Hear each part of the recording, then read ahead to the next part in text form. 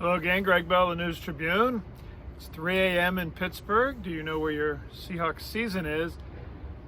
It's on a brink right now, maybe the brink. 2-4.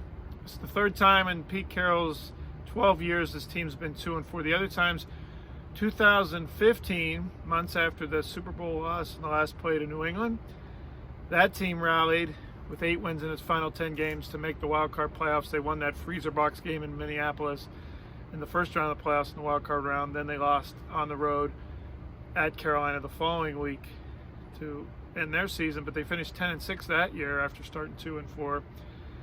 That team had Russell Wilson. 2011, they were 2-4 when they were completely rebuilding the franchise. Pete Carroll and John Schneider were.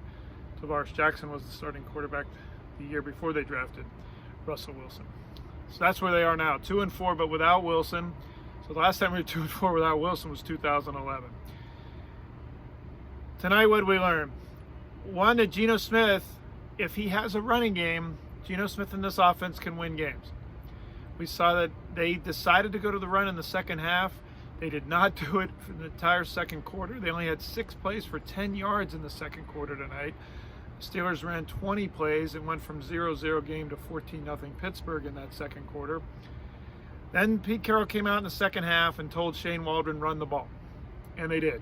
9 times out of 10 plays on the opening drive after the second half kickoff.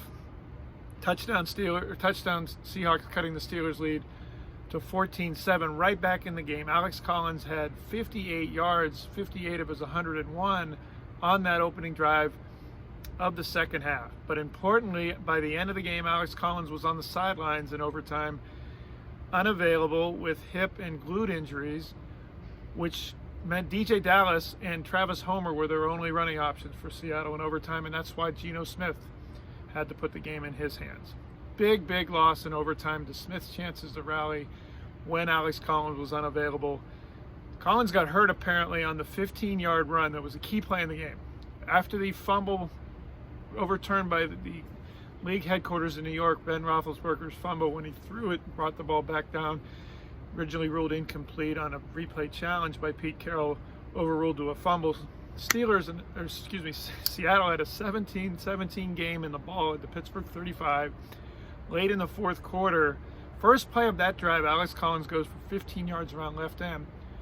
But Jamarco Jones, behind the play, 5 yards, about 4 or 5 yards behind Collins breaking down the sidelines, tackled his assigned Steeler. He was blocking.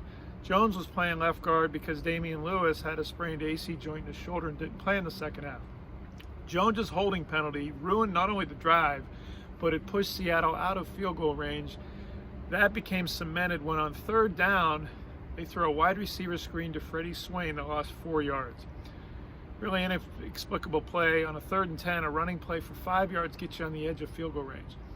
I did mention before the game, though, field goal range on the right side as you were watching the game into the open end toward the Three Rivers here in Pittsburgh is notoriously tricky, well below NFL success rates on field goals into that end. And Pete Carroll said it early in the half, when they get the field goal by Jason Myers that tied it at 17, that was the edge, 40-plus yards of the range they were going to try field goals to that end. So the penalty by Jamarco Jones and the decision by Shane Waldron to run a wide receiver screen on 3rd and 10 that lost 4 yards ruined the Seahawks' chance to take a 20-17 lead there. What did we learn on defense? Well, they finally got Ryan Neal on the field by going to extra defensive backs that I've been talking about and writing about and we've been discussing for weeks since the San Francisco game. They did it by using 7 defensive backs, not 6. Dime plus, quarter. 7 defensive backs, 3 defensive linemen, and linebacker Bobby Wagner on the field for much of the first half. It worked.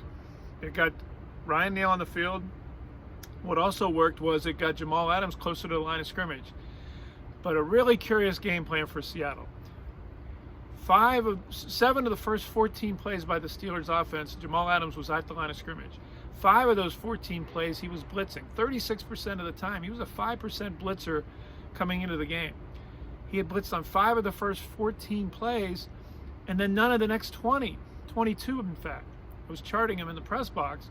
He wasn't even lined up on the line of scrimmage the rest of the first half, except for 3 plays on the goal line the Steelers had from the 1 and 2 yard line. In the time that they were blitzing Adams 5 times in the first 14 plays, the score was 0-0. They didn't have him at the line of scrimmage and didn't blitz him for the next 22 plays. The Steelers went up 14-0. Adams is a much more effective player. I don't have to tell you, when he's at the line of scrimmage and blitzing, Adams had a chance to prevent the Steelers from tying the game, from taking the lead in a tie game when it was 17-17. You saw the interception that Roethlisberger threw right to Adams. Adams stepped up on the play and had the ball go off his face mask. Carroll said the clang of that would-be interception was so loud he could hear it on the sidelines. He didn't know whether Adams couldn't see the ball or what. Adams declined to request to talk to us after the game outside the locker room. Key play, though. Steelers don't even get that field goal to go up 20-17, and the Seahawks would have had the ball back with a chance to win at a 17-17 game if Adams makes that interception. Steelers kicked the 52-yard field goal. What else are we doing? Trey Brown needs to play. The rookie cornerback made his NFL debut tonight. First series, 2 tackles, breaks up a pass on 3rd down by cutting off a go route that Roethlisberger challenged him on. Then inexplicably he disappeared. Sidney Jones came back in, played into the 3rd quarter until Jones got hurt. Only then did Trey Brown come back in, and he blew up 2 more 3rd downs. On wide receiver screens, you saw the one in overtime that got the Steelers to have to punt on their first possession of overtime and got Geno Smith the ball back until he fumbled. On the fumble, Smith said he never saw TJ Watt. He was running up, of course, and Watt came from behind. Watt, of course, is a great player, Smith said, but he says this is on me. 2 weeks in a row now. Last week at the Rams game, we threw the interception when Tyler Lockett fell down in a 23-17 game. And now this one, when he lost the fumble on the strip sack by TJ Watt. He says this is on me. I vow to improve. Tons more to talk about. I could talk about till daybreak, but I got to catch a plane here in about an hour. All that's on the newstribune.com, on Twitter at GBellSeattle. The Seahawks are 4 games back of undefeated at Arizona, only 6 games into the season. Home against the New Orleans Saints next Monday night in Seattle. Thanks a lot for watching. Have a great week.